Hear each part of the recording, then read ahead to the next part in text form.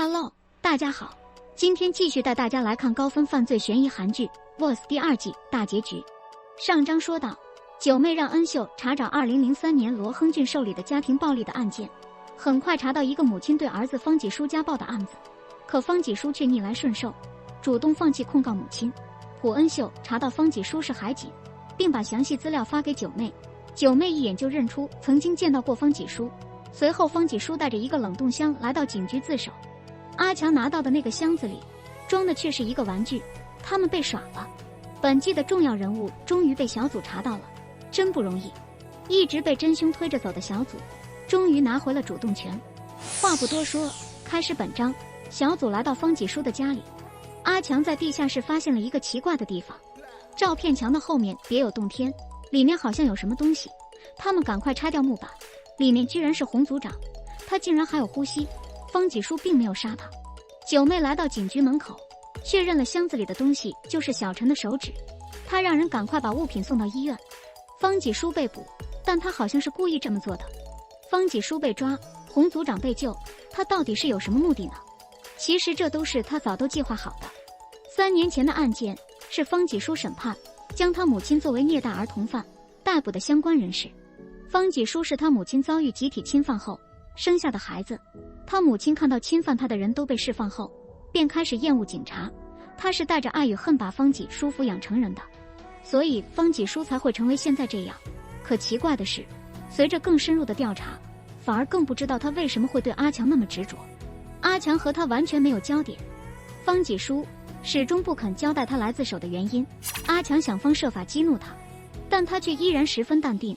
这时一个外卖小哥来到警局，在厕所里放了一个东西。方济书偷偷告诉阿强，大家都坦诚一点，他知道阿强好奇的事，他为什么会知道阿强以前的事，还原封不动地把他模仿了出来。九妹觉得方济书来自首的目的是来见阿强的，他对阿强太过执着，还试图唤醒阿强当年的记忆。他不断激怒阿强，说阿强和他是一类人，应该会明白他的想法的。阿强不断掉入方济书的陷阱。3年前方济书利用阿强的病去犯案，一切都做得天衣无缝，连阿强都差点相信真的是自己亲手杀了搭档。阿强知道方济书是故意来自首的，只是还不清楚他来自首的目的到底是什么。这时检察官带人进来，他又把方济书转移到检察院，亲自和他面谈，然后再决定以什么罪名起诉他。难道检察官就是方济书的底牌吗？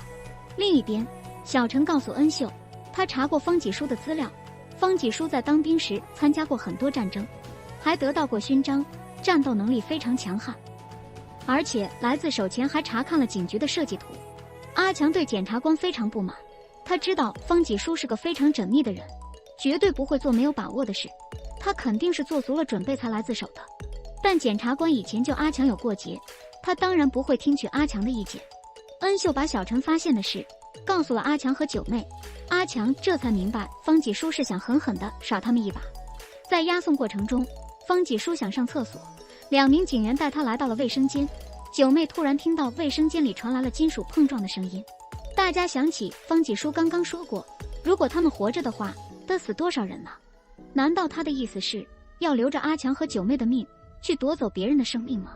方济书上完厕所后，本来要松开栏杆上的手铐，但警员却松开在他手上的手铐。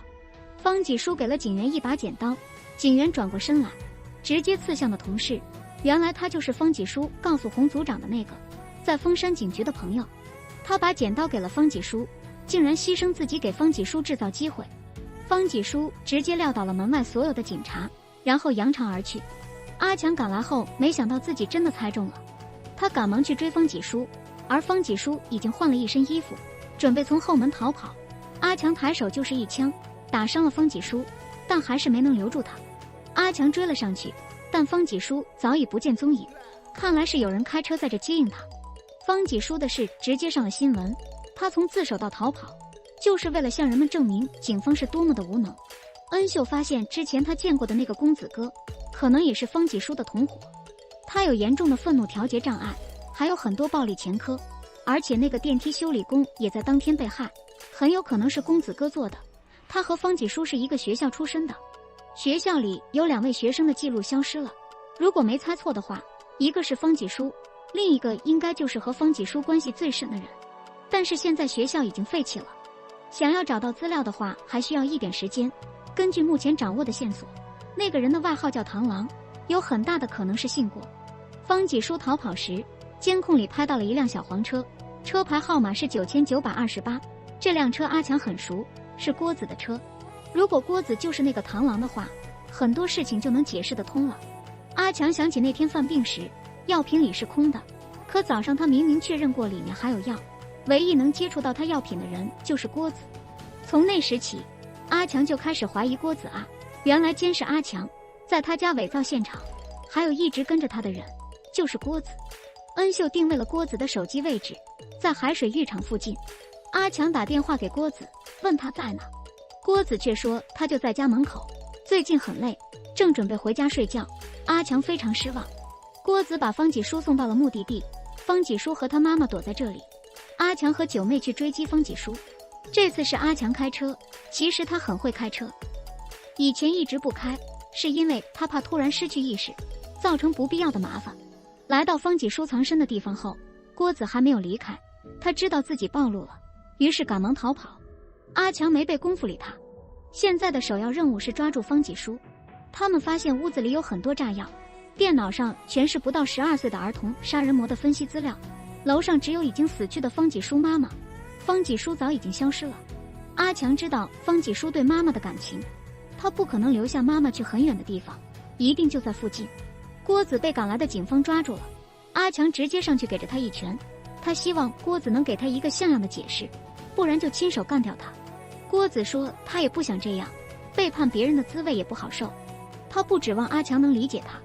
原来郭子当年也很可怜，他没有朋友，被周围的人孤立，只有方几书一直在照顾他，帮他走出了困境。方几书就相当于是他的恩人、家人，所以他才这样做的。